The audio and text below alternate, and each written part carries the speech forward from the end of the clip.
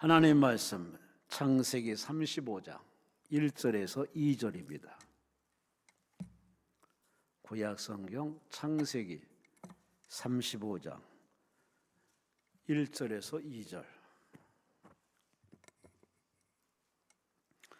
예물진 속에 있습니다. 신희종 권사님, 사위 방신재 주님 영접하길 원합니다. 정영래 권사님, 며느리 조혜림 하나님 만나길 기도합니다. 송준학 장로님, 교회 화평을 이루소. 송창희 시험 중입니다. 합격을 원합니다. 성우 성살이 질병 치유 원합니다. 맞습니까? 김은강 성도님, 주께 은혜 입어 성령의 능력과 예수의 보혈 공로 힘입어 새롭게 나아가게 하시니 감사합니다. 이영록 성도님, 이명수 성도님, 반명순 권사님, 나는 하나님 아버지만 사랑해요. 나의 힘이 되신 여호와여, 내가 주를 사랑합니다. 김숙자 성도님, 밤에 단잠 주시고 뇌 하수체 호르몬 치료해 주세요. 차혜정 성도님, 건강 기원합니다. 안실실 집사님 그렇습니다.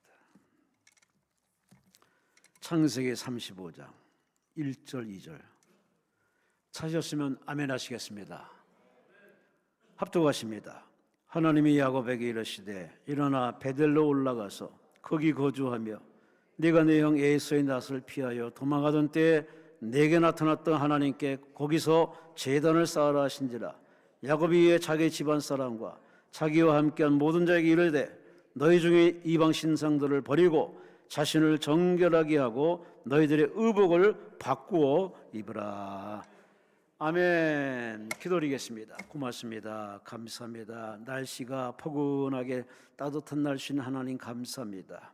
비록 겨울이지만은 따뜻하고 포근한 날씨를 주신 하나님께서 다 주실 만한 이유인 줄을 믿사오니 우리 인생 또한 주여 삶의 곤고함에서 피할 길 열어주시고 쉼을 주시고 안식을 주시고 감당할 믿음을 주시고 하나님의 임재를 체험하는 간증의 현장 되게 하여 주옵소서. 대한민국을 축복하시고 섬기는 길을 부흥되게 하시고 가정이 하나 되게 하시고 자녀가 열려지게 하시고 병사인 사람 치료받게 하시고 오늘도 가족을 대표해서 왔사오니 가족만에 다 해결 정리가 되어 신바람 나게 살아가는 무탈한 한 해가 되도록 도와주시옵시고 한 사람 예수 모르고 지옥 가지 않고 다 예수님을 구원받아서 천국 영생에 들어가게 하시고 뿐만 아니라 5천만을 전도하며 지구촌의 아버지 전도를 위해서 세계 선교사를 파송해 싸우니 선교사들의 사역지를 축복하시고 선교의 역사가 나타나게 하시고 거기도 응답되게 하시고 가정을 돌봐주시옵시고 하나님의 영광이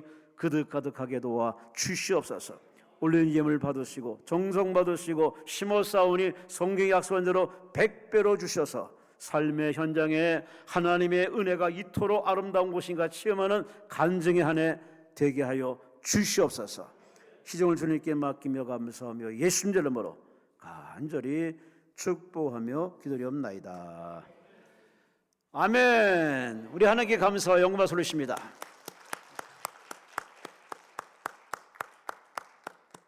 옆 사람과 서로 얼굴 쳐다보시고 멀면 먼 데로, 가까우면 가까운 데로, 가까우면 악수하시고 멀면 먼 데로 인사합시다. 하나님이 함께 하십니다.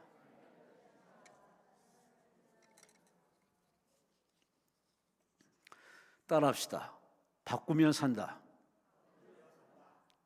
다시 한번 따라합시다. 바꾸면 산다.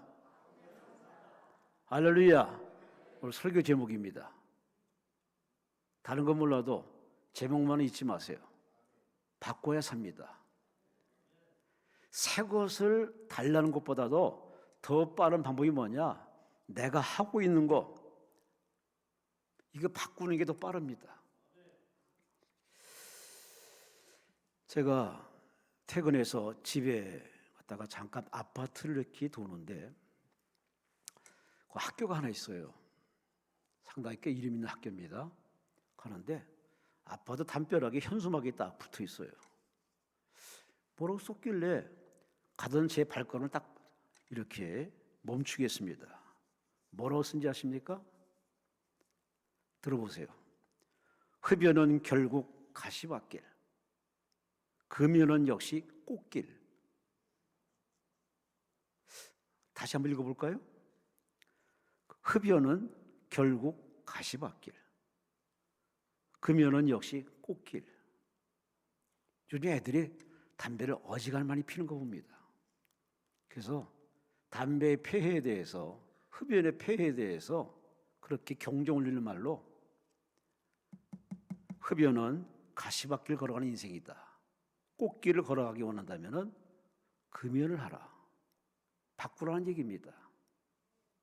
공부하면 뭐하고 힘이 있으면 뭐하고 먹지 말라는 것 그렇게 들이부시고 마시고 피워대면 얼마나 가겠습니까?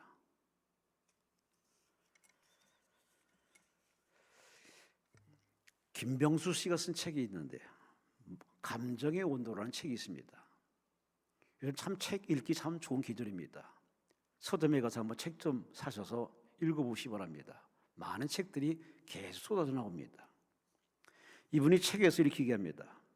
자주 화가 나면은 자꾸 화가 뻗치고 자꾸 화가 튀어오르면은 삶의 방향을 바꾸라는 신호인 줄 알고 삶을 바꾸시오. 이분이 한 가지 팁을 주는 겁니다. 자꾸 화가 나고 자꾸 화가 일어나면은 삶의 방향을 바꾸라는 신호인 줄 알아라. 우리 뇌가 너는 너무 지쳐 있어. 좀 쉬어라는 메시지를 보내고 있으니 빨리 바꾸라는 신호라는 거. 분노 자체가 나쁜 건 아니기 때문에 모든 감정에는 고유한 기능이 있기 때문에 그러니 자꾸 화가 나면은 그만하고 쉬라는 사인이라는 이 김범수 씨 얘기 어떻게 생각하십니까? 이런 분들의 얘기는 한 번쯤 들을 가치가 있습니다. 왜? 다 경험한 자고 거쳐간 자이기 때문에 그렇게 인생을 따라간 자들에게 팁을 주는 겁니다. 저도 나이가 들다 보니 이제는 공기만 들여 마셔도 살이 찝니다. 물만 먹어도 살이 찝니다. 왜 그럴까? 옛날보다 훨씬 적게 먹는데 자꾸 고이는 것 같고 쌓이는 것 같아요. 브라이언 트레이시라는 사람이 이런 책을 썼습니다. 100만 불짜리 습관. 와, 100만 불짜리 습관. 뭐라고 얘기했냐면은 음식에 대한 생각을 좀 바꾸시오. 왜 자꾸 살찌느나 그런 말 하지 말고 음식에 대한 생각을 바꾸라고. 약간 배가 고프게 적게 먹는 것을 일상화하라고. 그 결과로서 몸이 가벼워지고 다듬어진 느낌을 적극적으로 내 삶에 연결하는 습관을 갖는 것이 바로 몸 건강에 좋은 일이니까 왜 자꾸 살이 찌느나 찐 거에 대해서 이렇게 불평하지 말고 음식에 대한 생각을 바꾸라면서 이분이 한 가지 팁을 줍니다. 빠른 체중 감량과 신체 기능 개선을 위해서는 식단에서 3가지 흰색 독인 소금, 설탕, 밀가루를 좀 빼야 된다고. 우리나라 사람이 아니라서 좀 고려할 문제도 있겠지만 밀가루, 소금, 설탕 빼면 우리가 먹을 게 뭐가 있습니까? 근데 이분이 하는 말이 복합 탄수화물을 함유한 음식을 먹는 습관을 기르세요. 복합 탄수화물은 과일, 야채, 모든 곡물 속에 들어있으니 이런 걸 먹으면서 식단에 대한 것을 바꿀 필요성이 있다고. 맨날 같은 거 먹으면서 왜 자꾸 살이 찌나?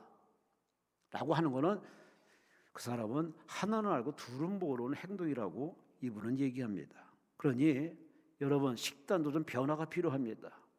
아니다 싶으면 얼른 바꾸는 적극적이고 능동적인 사람이 필요한데 우리 맨날 바꿀 건 바꾸지 않고 식단을 뭐라고 비평하고 맛의 요리에 대해서 되게 이렇게 뭐라고 훈계질을 하는데 그 자체가 벌써 참 부끄러운 모습입니다.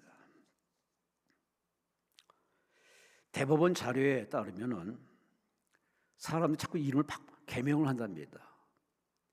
저희 큰딸도 아빠 이름 좀 바꿔주세요. 왜? 마음에 안 들어요. 왜 마음에 안 드냐?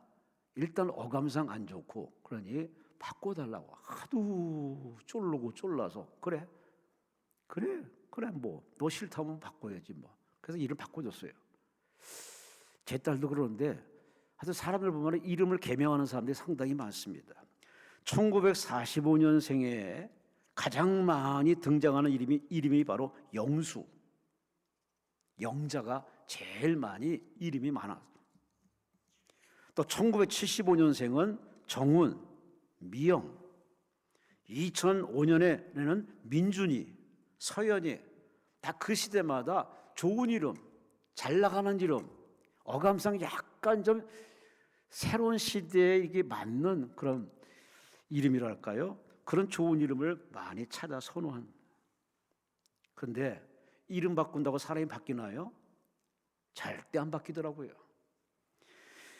이름을 바꾸는 것보다 더 중요한 것이 바로 어떻게 사느냐는, 한마디로 이름 바꿀 수 없는 상황이면은 내 인생을 바꾸는 것이 더 빠른 길이고 지름길인데, 그런 길은 안 하고 이름부터 바꾸려 합니다. 회사도 이름부터 바꾸고, 기업도 이름 바꾸고, 이름 바꾸면 뭔가 다를 것 같은데, 물론 어감상 새 것이기 때문에 뭔가 좋은 그런 영향을 받겠죠. 하지만 근본적인 걸 바꾸지 않으면 또 그 모습, 또 뻔한 그 모습, 여러분 어떻게 생각하십니까? 최근에 흑백 요리사 2 이렇게 시즌을 저렇게 보면서 야, 참 대단한 사람들이다. 물론 실력이 있으니까 그렇게 나와서 음식을 만들어내서 사람들에게 아주 감동을 주는데, 그 우승한 사람이 바로 최강록이라는 셰프인데, 이 사람이 이런 말을 했답니다. 아무것도 아니면 아무것도 안 생긴다. 그냥 흔히 들을 수 있는 말이지만 자신의 인생 하나의 철학을 얘기한 겁니다. 아무것도 안 하면 아무것도 안 생긴다. 자기 삶에 대한 뭔가 뚜렷한 인생 철학이 있는 사람은 뭘로든 하려고 하고 시도하고 새로운 작품을 만들려고 시도하는데, 그렇게 인생 살았더니 이렇게 우승이라는 상품도 받았는데, 여러분 인생은 이 말이 맞는 것 같습니다. 기도 안 하고서 응답을 갈구하는 사람, 참 이게 웃기는 사람 아닙니까? 하나님을 찾고 예배하는 모습이 없이 하나님을 만나달라고 요구한다면 이거야말로 우스꽝스러운 모습 아니겠습니까?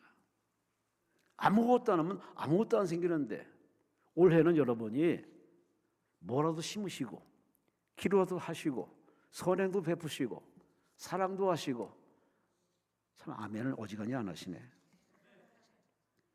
물론 일상을 잘 하시기 때문에 굳이 뭐 아멘할 필요 없겠지만, 그래 여러분 작년보다 좀 더 5분 했으면 10분, 또 한 번 했으면 2번, 이렇게 여러분이 횟수를 늘려가면서 그걸 여러 몸에 장착하면 얼마나 앞선 리더로 살아가겠습니까?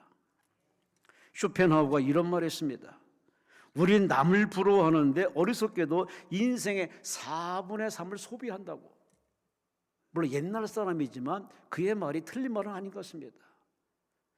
자신이 뭔가를 시도할 생각 안 하고 남만 보고 부러워하고 성공한 사람만 부러보고 그 사람 부러워하는 것으로 그렇게 부모를 탓하고 정부를 탓하고 누굴 탓하는 것, 정말 비겁한 사람 아닙니까? 자기 할 걸 해야지. 남을 부러워하는 사람들의 그 삶 세계로 한번 들어가 봅시다. 자기 비와 자기 열등감에 빠지는 건 일수입니다. 졸지에 남의 인생을 살아가는 것으로 자기 인생을 집어던지고 남의 인생에 맞춰 살 수밖에 없는 거 아니겠습니까? 그러니 우리는 남을 부러워하는 쪽으로 인생을 소비하지 마시고, 그럴 기운이 있으면 여러분이 한 번쯤 자신이 하고 싶은 것, 잘하는 것, 그런 것이 여러분이 할 수 있는 은사임을 알고 기도하면서 하나님, 나는 이런 일을 하고 싶습니다 라고 여러분이 그런 일에 여러분이 투자하고 여러분이 힘써 애써 하나님께 도움을 청하면 하나님이 그 인생을 가치 있고 아름다운 인생으로, 작년보다는 올해 더 빛나는 인생으로 하나님이 쓰실 줄로 믿습니다. 할렐루야. 그러기 위해서는 먼저 바꿀 것부터 바꿔야 됩니다. 삼성 우리나라의 세계적인 기업 아닙니까? 이건희 회장, 그가 1993년에 신경영 선언하면서 그렇게 뉴스에도 신문에 나왔습니다. 마누라 외에는 다 바꾸라. 자기 밑에 부하 직원들에게 모조리 마누라 외에는 다 허접한 생각이고 다 뜯어 고쳐서 다 버리고 새롭게 신경영을 선언한 그 얘기가 지금도 참 그 TV의 그 글자를 보면서 야, 저렇게 앞선 사람도 이렇게 새 것을 위해서 다 바꾸라고 시도하는데, 여러분 신년을 맞이해서 여러분이 작년같이 살지 않고 뭔가 진보하고 성장하고 앞선 그런 인생을 살고자 원하신다면은 여러분이 먼저 아니라는 것, 아닌 것 과감히 우리는 집어던져야 되고 잘라야 되고 바꿀 용기가 필요합니다. 하나님은 그런 자에게 하나님이 기회와 삶을 허락해 줄 줄로 믿습니다. 오늘 본문이 성경 읽은 이 말씀이 바로 그 얘기입니다.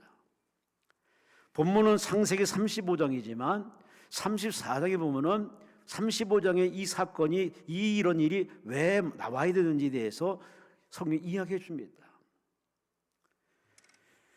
야곱의 딸 디나가 참 예뻤는가 봅니다.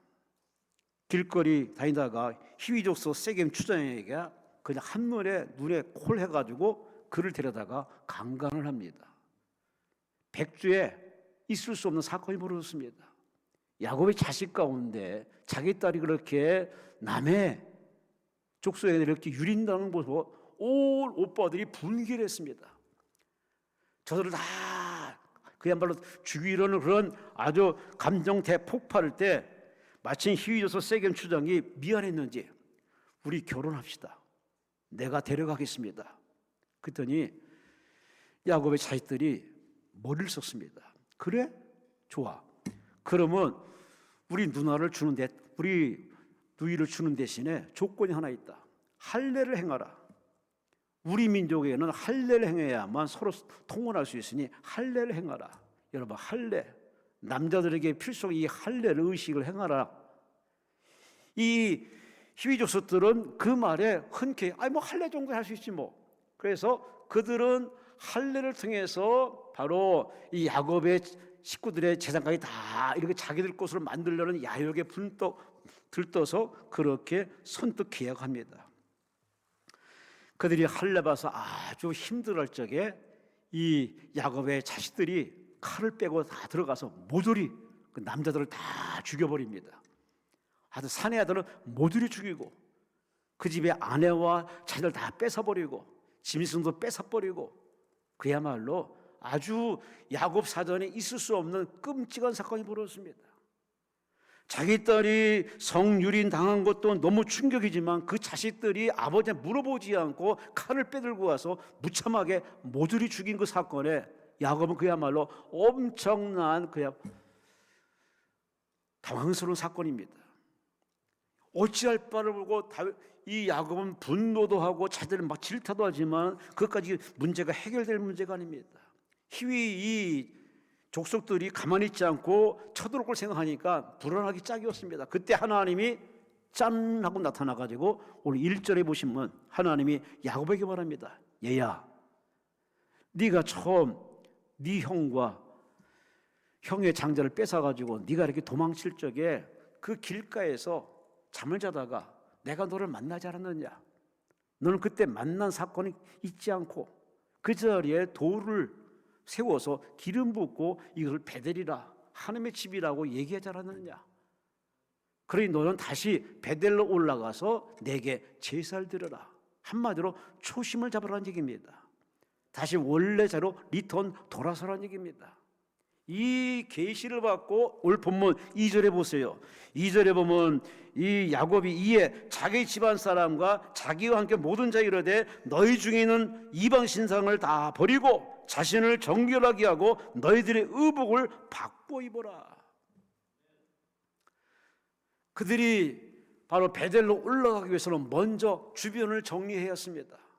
그들이 은근슬쩍 바로 의지하고 있던 이방 신상들을 다 버리고 마음을 정결하게 하고 특히 그들이 입는 의복을 다 벗어놓고 새 옷으로 갈아입는 옷을 바꿔 입으라고 오늘 야곱이 자식들에게 식구들에게 이렇게 명령을 내렸습니다. 이에 온 가족들이 이방 신상을 버리고 자신을 정결하게 하고 의복을 바꿔 입고 베델로 올라갑니다. 베델로 올라가서 그들이 하나님과 만나는 장면이 오늘 창세기 35장에 있습니다. 이 장면을 머릿속에 두시고 오늘 설교 제목은 바꿔야 산다. 바꾸면 산다. 오늘 야곱이 자기 가족들의 앞날을 위해서라도 베델로 올라가서 하나님과 만나기 위해서는 그들이 버릴 건 버리고 취할 건 취하고 바꿀 건 바꾸는 것을 이렇게 갈들에게 일침을 가한 것처럼, 그래요. 올해 2020년도 여러분이 바람과 소망과 비전이 있는 것은 우리가 다 갖고 있는데, 그것이 이루어지기 전에 먼저 내가 하나님 볼 때 양심에 저촉되는 것, 말씀에 저촉되는 것, 기도 찜찜한 것, 그 아니라고 여겼던 모든 검증된 결과물, 과감히 청산할 필요성이 있습니다. 아니 바꿔야 됩니다. 아니 버려야 됩니다. 아니 끊어내야 됩니다. 아니 불러 태워야 됩니다. 아니 하나님 앞에 항복을 해야 됩니다. 그렇게 내가 바꾸지 않으면 올해는 작년과 똑같을 겁니다. 아니 더 나빠질 수도 있습니다. 왜? 마귀가 실패한 걸 알기 때문에 더 집요한 방법으로 여러분을 교란할 것이고 힘들 것이고 더 고통스럽게 만들 겁니다. 그러니 여러분이 마귀에 시달림 받지 않고 올 한 해 사는 삶만 나는 그야말로 형통한 삶을 원하신다면 오늘 설교 제목 그대로 야곱처럼 바꿀 건 바꾸시기 바랍니다. 버릴 건 버리세요. 아닌 건 아닌 겁니다. 검은 건 검은 거고 하얀 건 하얀 겁니다. 그러니 검은 거 붙들어 놓고 계속 흰 것처럼 아무리 행세한들 하나님 앞에는 밑볼 수밖에 없습니다. 다시 한번 제목을 따라합시다. 바꾸면 산다. 아멘. 아멘. 뭘 바꿀지는 여러분이 스스로 압니다. 본인이 알아. 신령한 사람이 여러분에게 예언의 말 하기 전에 여러분 스스로 본인이 압니다. 내 안에 바꿀 게 뭔지, 내 삶에 바꿀 게 뭔지. 왜? 1년을 살아왔으니까, 여지껏 살아왔으니까 누군가 여러분에게 한마디 거들었을 겁니다. 이거 좀 바꾸시오. 내가 볼 때 이게 더 좋은 것 같습니다 라고 분명히 여러분에게 충고하는 지혜의 말을 한 번쯤 했을 겁니다. 그리고 빈번히 내게 들린다면 그건 바로 바꿔야 할 가장 중요한 본질임을 아시고, 바꿀 건 바꾸고 끊을 건 끊고, 그렇게 여러분이 용기 있게 결단 내리면 하나님은 여러분의 준비된 그릇 속에 새 은혜를 주십니다. 응답을 베풀어 주십니다. 그렇다면 오늘 야곱이 의복을 바꿔 입어라, 새 옷으로 갈아입어라. 비록 옷이라는 단어를 썼지만 우리에게 오늘의 영적으로 우리가 바꿀 건 바꿔서 우리가 살아야 되는데, 과연 우리가 공통적으로 바꿔야 할 건 세 가지가 있습니다. 첫째, 뭘 바꿀까요? 사람은 생각하는 동물입니다. 사람은 생각이 전부입니다. 아침에 눈뜨기만 쓰고 생각이 풀가동됩니다. 일어나나? 화장실 갈까? 오늘 어떻게 할까? 오늘 뭘 입을까? 오늘 무슨 요리를 할까? 이 생각이 풀가동합니다. 따라 사람은 생각하는 동물 바로 그 자체입니다. 그러니 생각이 얼마나 중요한지, 동물과 인간의 변할 수 없는 하나의 선이 하나 있습니다. 동물은 그저 본능으로 움직입니다. 그러나 사람은 생각하는 동물입니다. 이게 왜 있지? 이게 왜 이래야지? 라고 거기에 왜, 바로 왜라는 질문을 가지고 그런 연구를 하고 반성을 하고 개혁을 하고 뭔가 이렇게 인생을 바꿔 삽니다. 이 생각이 참 위대합니다. 오죽하면 파스칼은 인간은 생각하는 존재라고. 우리가 금식하며 기도하고 예배하며 기도할 때도 기도만 하는 게 아닙니다. 구하는 것이나 생각하는 것에 넘치게 하신다. 입으로만 구하는 그러한 느껴진 결과물 가지고 고백하는 기도도 중요하지만, 그런 결과물이 왜 왔는지 성령이 주시는 깨달음에 바로 생각이 필요합니다. 그리고 생각 가지고서 하나님 앞에 거룩한 생각, 회개하는 생각 가지고 기도하니 그 기도가 날개를 달아서 하나님 앞에 상달되는 거 아닙니까? 생각이 없는 기도, 그 기도는요 그야말로 욕심꾸러기 기도입니다. 한마디로 예수 믿기 전에 하던 나의 습관적인 기도죠. 그저 잘잘되게 하시고 집안의 문제와 상황 보지 않고 무조건 복만 달라는 구하는 옛 바로 종교성의 그런 기도가 아직도 교회 다니면서도 여전히 그 패턴으로 사는 사람은 여전히 문제가 어디 있느냐? 생각이 바뀌지 않은 겁니다. 이 생각이 바뀌는 사람은 옛 생활을 그대로 할 수밖에 없습니다. 갈대처럼 참 우리는 연약한 존재고 참 너무나 나약한 존재입니다. 하지만 사람이 만든 위대한 작품들은 그야말로 하나님의 눈부신 모습을 다 보여주는 하나의 사례입니다. 과학, 문명.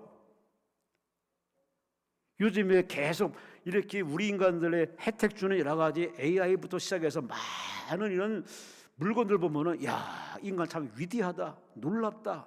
그 머리에서 짤막한 그 어떤 힌트 얻어가지고 그걸 연구해가지고 하나의 작품을 만들어서 사람들에게 이렇게 박수받고 대박이 터져서 물질의 반열에 선 사람도 참 많습니다.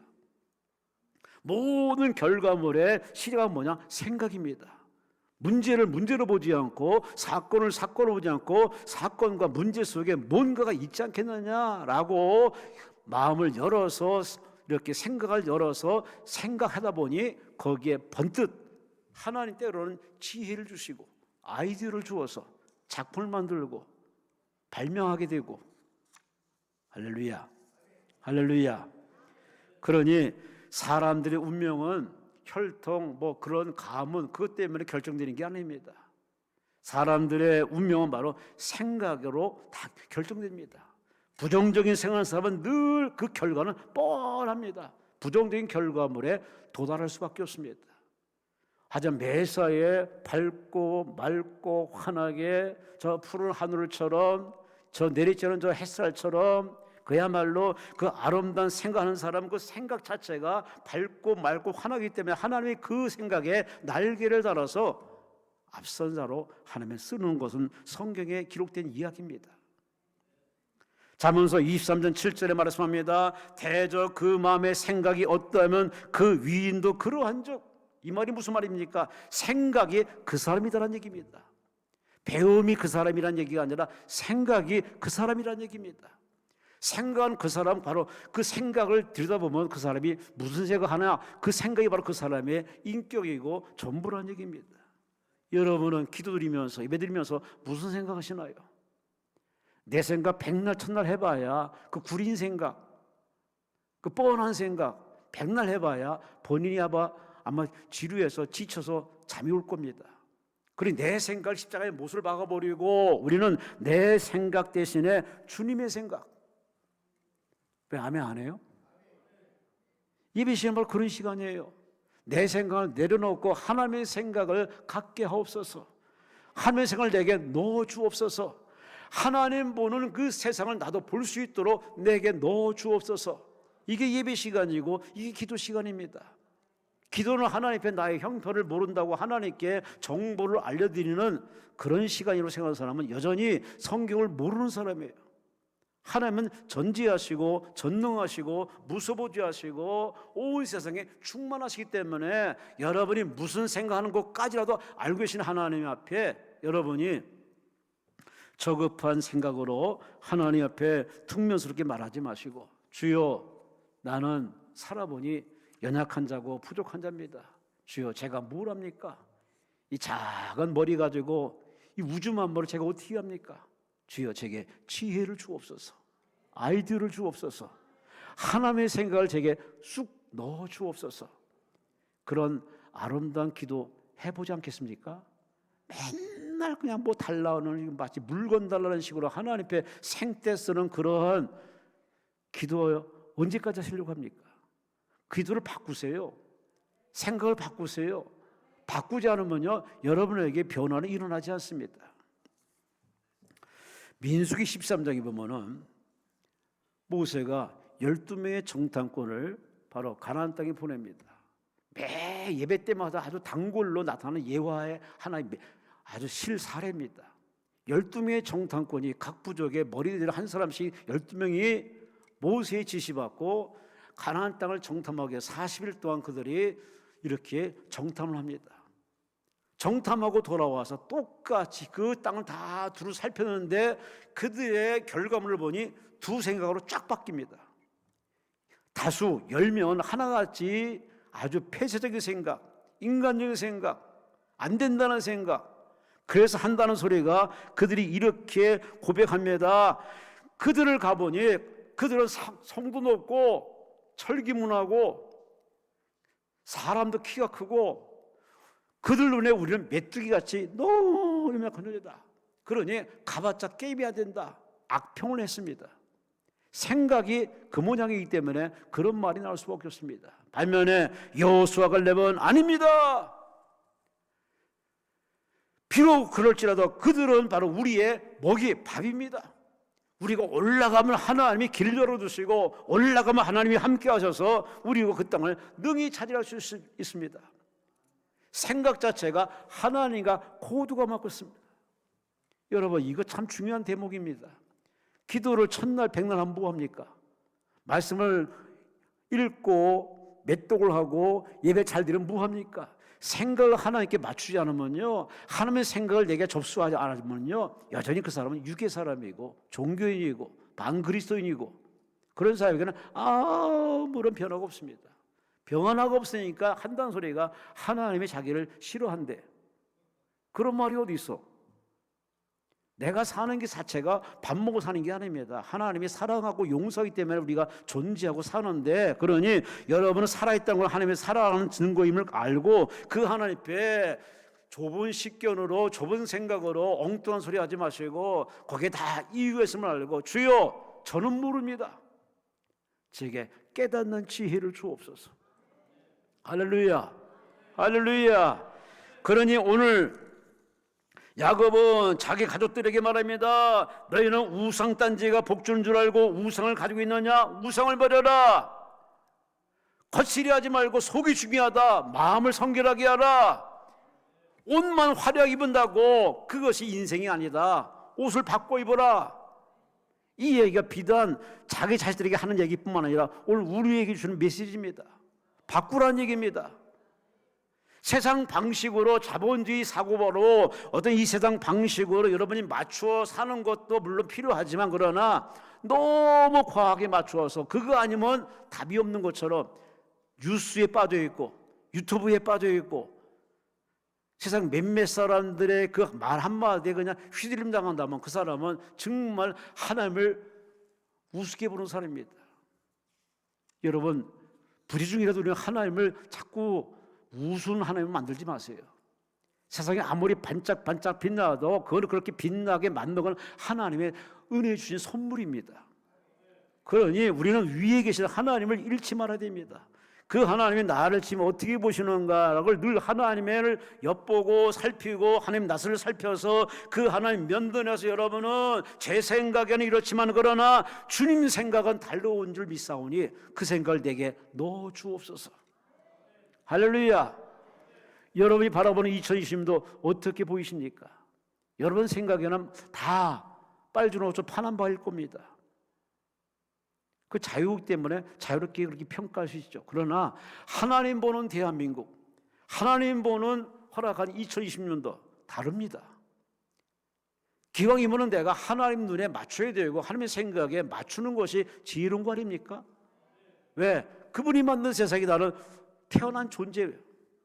그분을 위해서 존재하는 인생으로서 그분의 원칙과 그분의 계획에 맞춰 사는 게 그게 지혜로운 사람이고 그게 복 있는 사람이고 그게 복벌을 자기 있는 사람 아닙니까?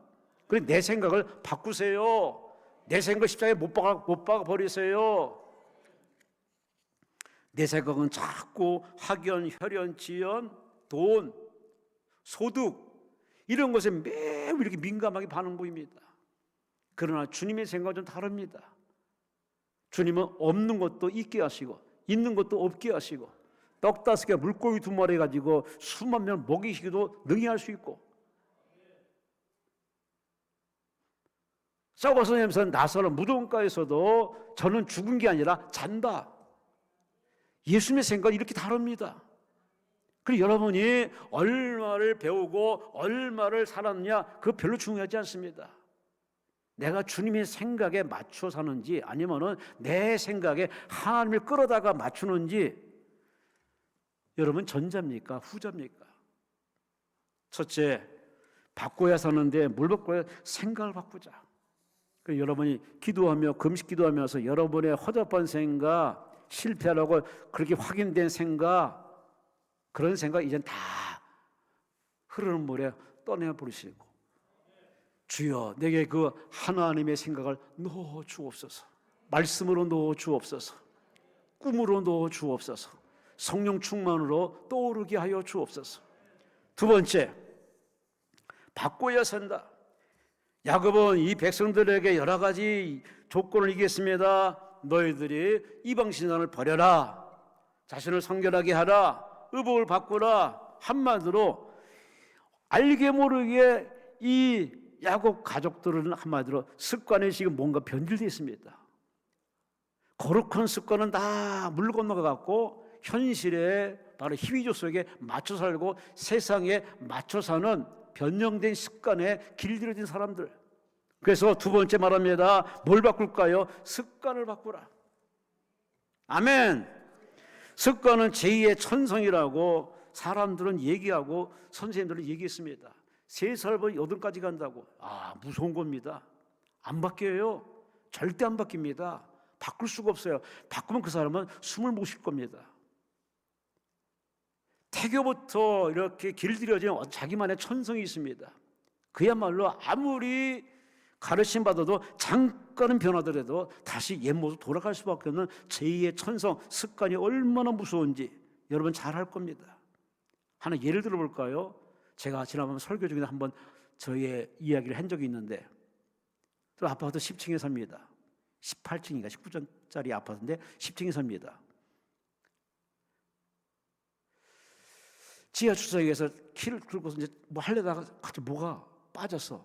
다시 가서 물건을 가지고 집에 올라갔다가 이렇게 눌렀는데, 도어록을 눌렀는데 안 열리네. 이래도 안 되고 이래도 안 되고, 이 뭐야? 왜 그러지? 다른 집인가? 여기 우리 집이고. 이상하네. 그 사이에 이거 바꿨나? 순간 당황해가지고 제가 어떻게 할지 몰라서 안 되겠다. 심호흡을 길게 하고 가만히 제가 눈을 감았습니다. 그 손가락을 댔습니다. 네가 알아서 해. 손가락에 가서 띡띡 눌렀더니 문이 쫙 열리는 겁니다. 제가 얼마나 놀랐는지 몰라요. 와, 제 손가락이 알고 있더라고요. 제 몸이 알고 있어요. 자동으로 한동안 계속 이렇게 눌렀기 때문에 내 몸이 익숙해가지고 습관이 돼가지고 이렇게 자연스럽게 누르는 걸 보고서 암기를 못해도 때로는 이렇게 내 몸이 알아가지고 이렇게 누르는 그 제2의 천성 습관을 여러분에게 얘기한 적이 있습니다. 이처럼 참 습관이 참 중요한데, 좋은 습관은 자기에게 좋은 바로 영향을 주는데, 여러분은 여러분 몸에 어떤 습관이 있습니까? 아리스토텔레스는 이런 말을 했습니다. 당신이 지금 습관한 지속적인 행동이 곧 미래의 당신이다. 계속 반복되는 그 습관이 바로 미래의 자기 모습이라는 얘기입니다. 그러면 지금의 여러분의 습관이 바로 자신의 미래의 모습이라면 한 번 더 확인할 필요성이 있습니다. 지금 습관이 그야말로 누가 봐도 아닌데 그 습관을 버리지 않고 바꾸지 않고 미래의 좋은 날을 기대한다? 꿈 깨세요. 안 된다는 얘기입니다.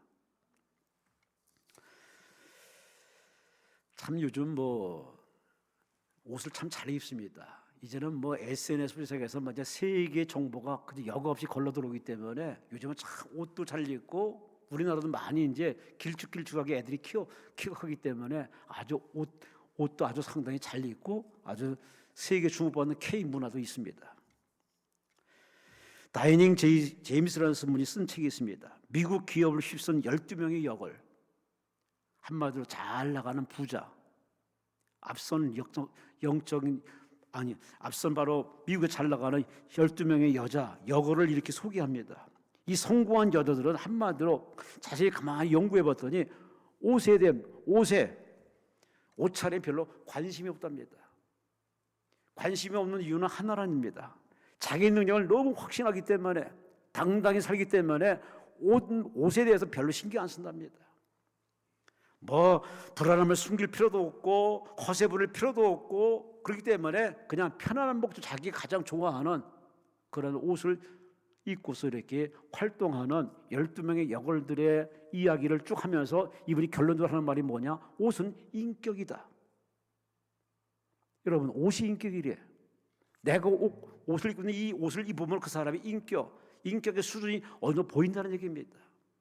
여러분의 인격은 지금 몇 점이신지, 우리는 알게 모르게 너무 저 사람이 나를 어떻게 볼까, 혹시 이게 그야말로 나의 인격에 좀 이렇게 뒤떨어진다는 그런 오해받지 않을까 해서 우리는 되게 외모에 신경만 쓰고 옷에 상당히 신경만 씁니다. 여자들의 얘기라면은 남자들 얘기할까요? 카민 켈러라는 사람이 리더의 자격이라는 책에서 이렇게 말합니다. 리더가 되려면 옷을 잘 입어라. 뭐 명품을 입으라는 얘기가 아닙니다. 옷에, 몸에 잘 맞는 양복을 입으라. 그래서 좋은 원단 선택하는 일보다도 자기 몸에 잘 맞는 옷을 입는 것이 상당히 중요하다. 리더들은 항상 그런 면 쪽에 앞서 있다고 이 사람이 책에서 얘기합니다. 옷을 잘 입는 사람. 여러분은 옷을 잘 입은 사람입니까? 비싼 옷을 선호하시는 분이십니까? 되게 뭔가 자신이 궁하고 부족한 사람 보면 자꾸 그걸 커버하고 치장으로 이렇게 과시하려고 합니다. 하지만 속이 꽉 찬 사람은 별로 신경 안 씁니다. 아주 평이하고 실용적이고 자기가 좋으면 좋은 겁니다. 그래서 개성이 강하다는 얘기죠. 이거 옷 입는 것도 습관이고, 아침에 일어나서 내가 왼쪽에 팔을 넣는지 오른쪽에 팔을 넣는지 여러분 혹시 고민해 본 적이 있습니까? 자, 알게 모르게 우리는 몸에 습관이 저기 있어가지고 자연스럽게 옷을 입습니다. 근데 우리는 그거에 대해 별로 신경 안 쓰는데 모든 습관의 연속입니다. 그래서 습관이 얼마나 중요한 사실을 오늘 이야기하면서 야곱은 자기 가족들에게 이 잘못된 습관, 세상에 이렇게 가까워진 습관, 사람들에게 보이기 위한 습관, 그런 습관을 좀 바꾸자. 바꾸기 위해서는 하나님께 잘 보이기 위해서 우리가 베델로 올라가자.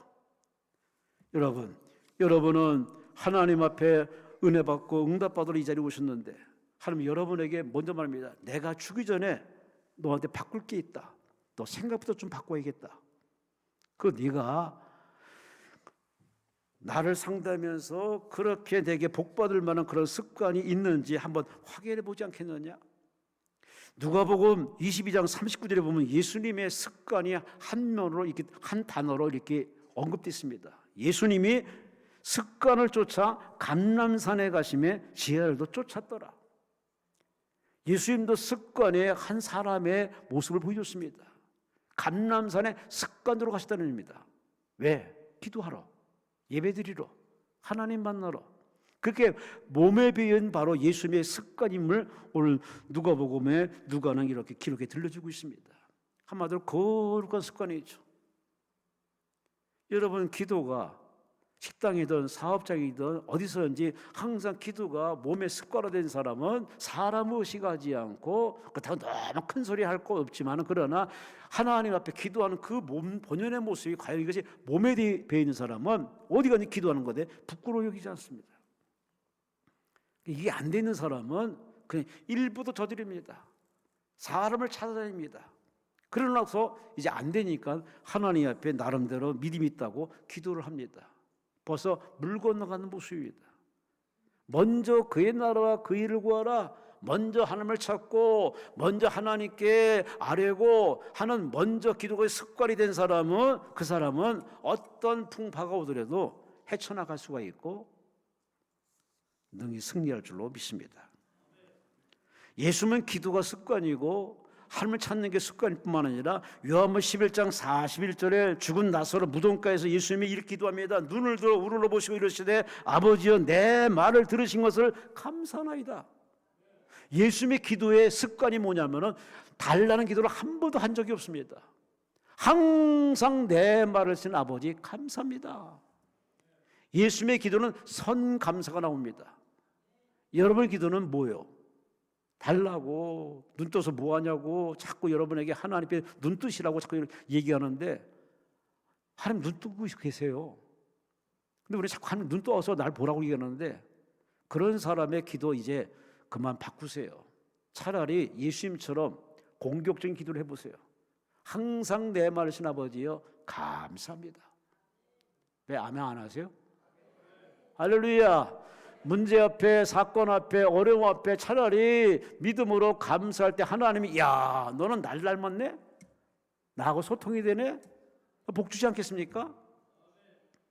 거의 99.99%가 바로 기도하다가 마지막에 가서야 감사합니다.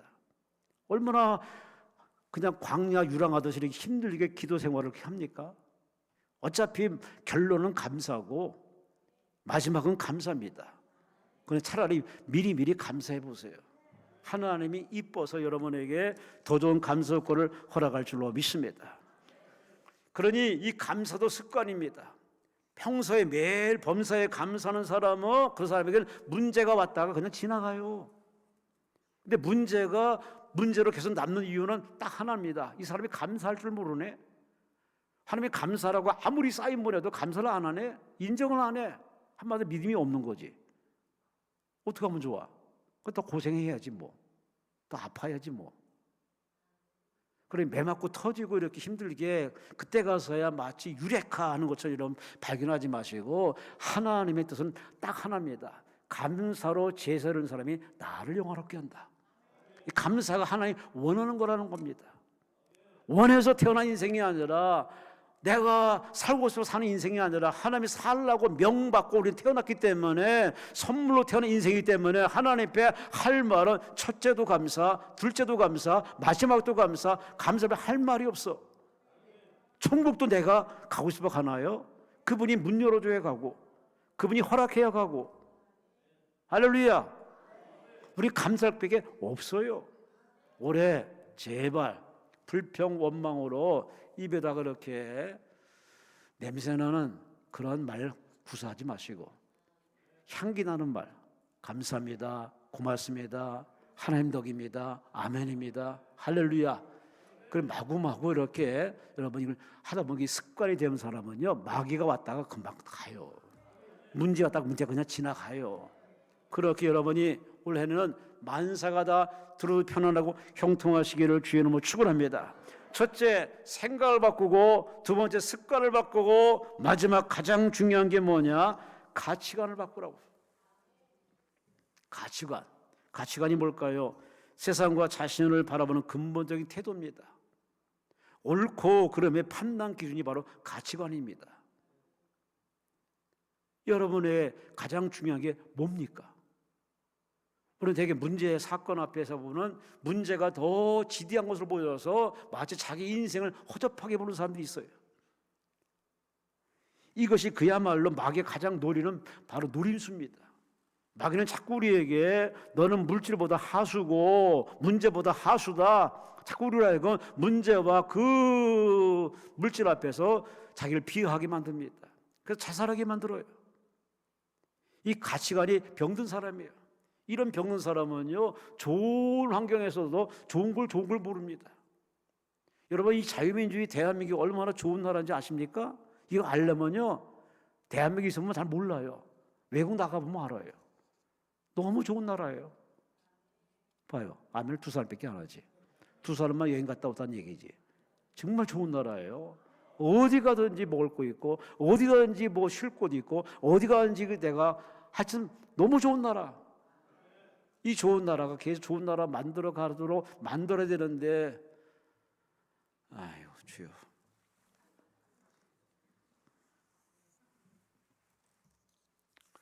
지금 야곱은 자기 자식들 가족들을 보니까 가치관이 완전히 변질됐어요. 이방 신상을 붙들고 있다는 것 자체가 벌써 하나님보다 우상을 더 좋아했고 겉만 화려하지 속은 병들었는데 거칠이 했던 바로 겉포장됐던 바로 변형된 자기 가족들을 보면서 속이 답답합니다. 옷만 입으면 대수냐? 속이 중요하다. 겉옷이 중요한 것이 아니라 영적인 옷이 중요하다는 사실을 이렇게 가르치고 바꾸라고 시도한 그 야곱이 바라는 가족들을 보면 하나같이 가치관들이 다 병들어 있어요. 여러분은 어떻습니까? 문제 하나의 문제가 생길 때 그 문제를 바라보는 나의 바라봄과 그 나오는 튀어나온 말을 들어보면 그 사람의 바로 나의 가치관에 바로 건강한지 병든지가 백일하게 드러납니다.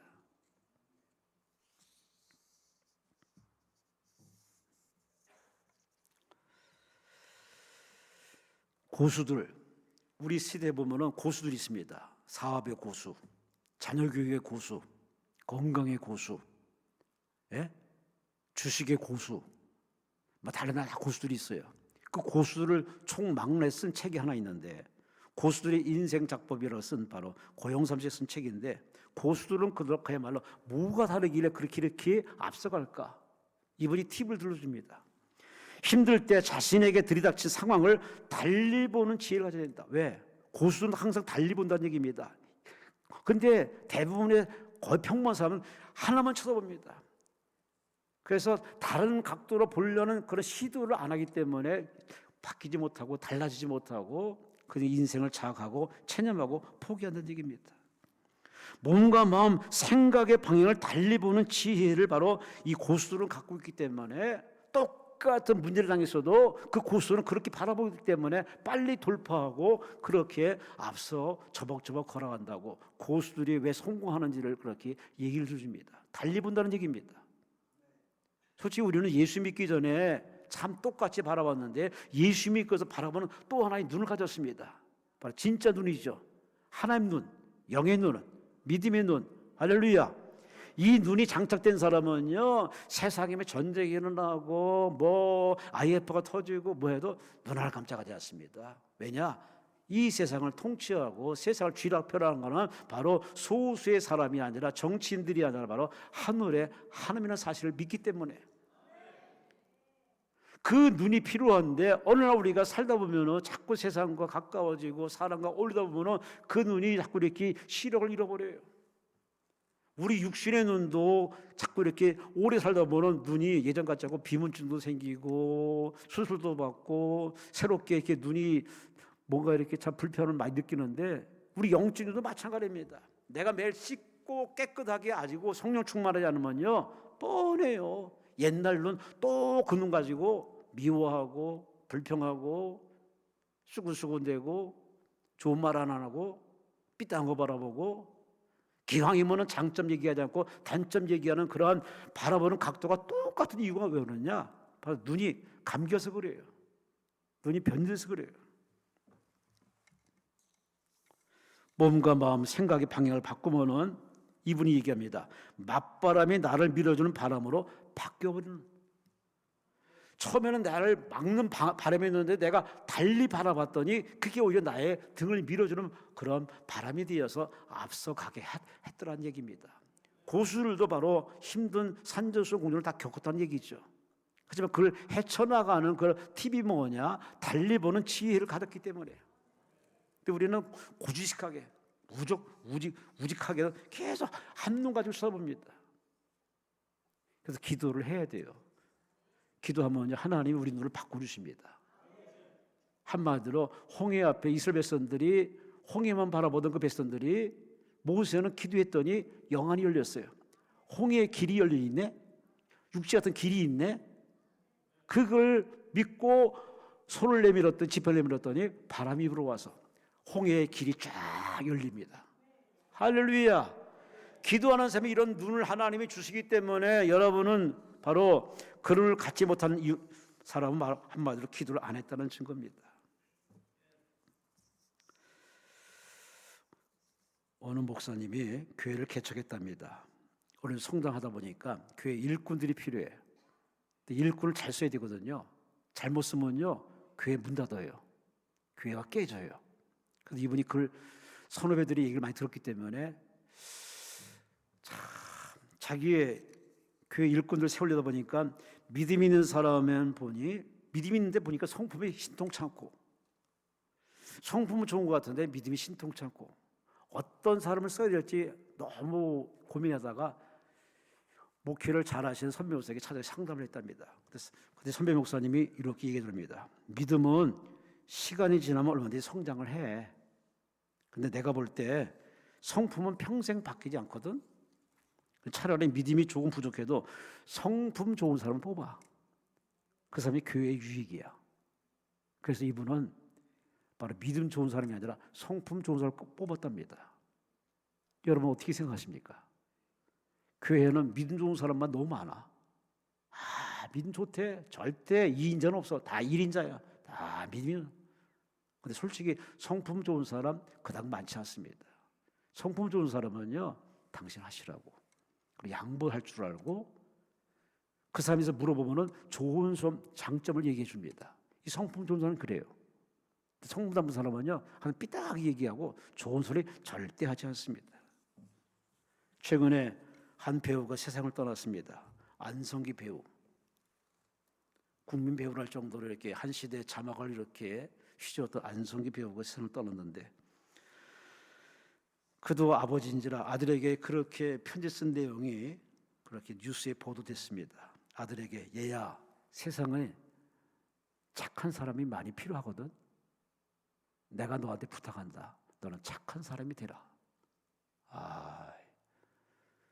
여러분 자식들에게 무슨 말 합니까? 똑똑한 사람 되라. 뭐 그렇게 얘기하십니까?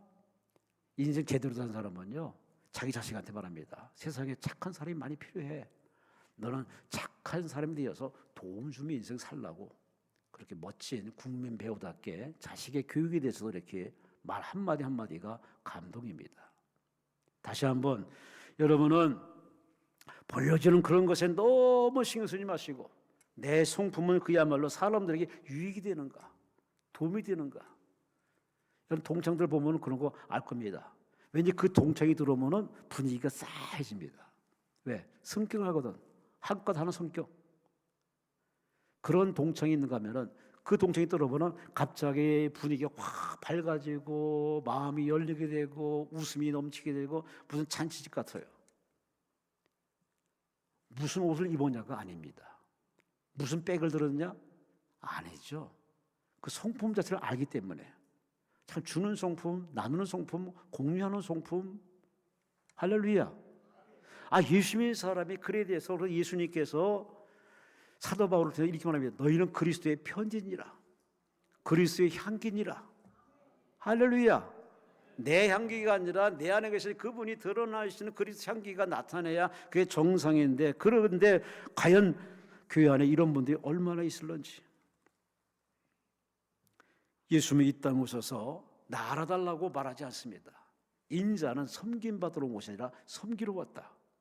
말만 하지 않고 실제 예수님께서는 바로 안식일을 범하면서까지, 율법을 범하면서까지 바로 병자를 치료하고 바로 고통당한 자에게 웃음을 주고 사람의 영혼을 살리는 일을 했습니다. 바리새인들이 득달같이 늑대에서 덤벼듭니다. 그걸 각오하고서도 오히려 그들에게 선행을 베푼 예수님. 예수님의 성품이 뭐냐? 약한 사람, 죄인들, 묶인 자들을 절대 지나치지 않습니다. 그분들을 돕기 위해서, 살리기 위해서 예수님이 이때 오셨기 때문에, 그 성품으로 오셨기 때문에 그 예수님은 사마리아 성, 유대인들이 가장 싫어하는 사마리아 성 수가성에 일부 찾아가십니다. 찾아가서 아무도 없는 우물가에서 혼자 기다리십니다. 제자들에게 동네 가서 먹고 사오라고 보내온 다음에 나 홀로 거기서 그 여자를 만나기 위해서 기다리십니다. 그늘도 없는 그 우물가에 떼약볕에서 바로 그녀를 기다립니다. 드디어 그녀가 왔습니다. 이방 여자, 사마리아 여자입니다. 보아하니 남편을 5명 갈아치고 6번째 살고 있습니다. 여자여, 물을 내게 달라. 아니 유대인이 어떻게 내게 물을 달랍니까? 우리를 개처럼 취급하는 유대인이 왜 내게 물을 달랍니까? 물을 달라는 이가 누군지 알았다면 그에게 물을 구했으면 그가 너에게 생수를 주었으리라. 그 말에 당신이 누십니까? 하면서 바로 예수님과 얘기 나누다가 그분이 바로 바라던 메시아를 발견하자는 말이자 이 사마리아 여자가 기뻐하며 즐거워하며 물동이를 버려두고 동네바다 다니면서 내가 만난 예수를 와보라고 온 동네 전도해가지고 사마리아 성에 큰 기쁨이 있었다고 성경 요한복음 4장은 증언하고 있습니다. 한 영혼을 우습게 보지 않고 그 영혼을 살리고 그 영혼을 건지기 위해서 찾아가시는 예수. 여러분은 어떤 성품의 인생을 가지고 사십니까? 남은 안중이 없고 남의 마음의 아픔은 안중이 없고 나만 좋으면 좋다. 이거야말로 무한이기주의. 이런 마음볼 가진 사람이 과연 천국에 갈 수 있을까? 예수 믿는 사람은 예수 성품을 가지고 살아야죠. 예수님만 가지고 살아야죠. 할렐루야. 그러니 우리는 바꿔야 할 것 많습니다. 그렇지만 3가지 이거는 꼭 바꿔야 됩니다. 생각을 바꾸세요. 습관을 바꾸세요. 가치관을 바꾸세요. 이제는 내가 주인이 아니라 나를 살리신 바로 예수님이 나의 주인이기 때문에 그분 생각대로, 그분 습관을 닮아서, 그분 가치관대로 우리가 작은 예수가 되어 살면은 하나님이 얼마나 우리를 이쁘게 아름답게 힘있게 쓰시겠습니까?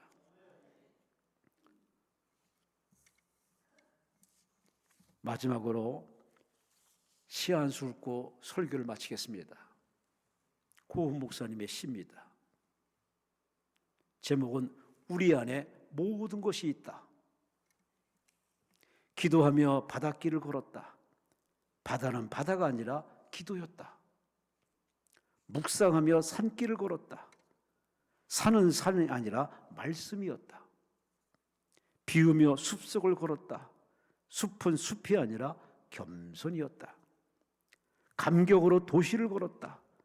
도시는 도시가 아니라 감사였다. 붙잡아주며 돌짝길을 걸었다.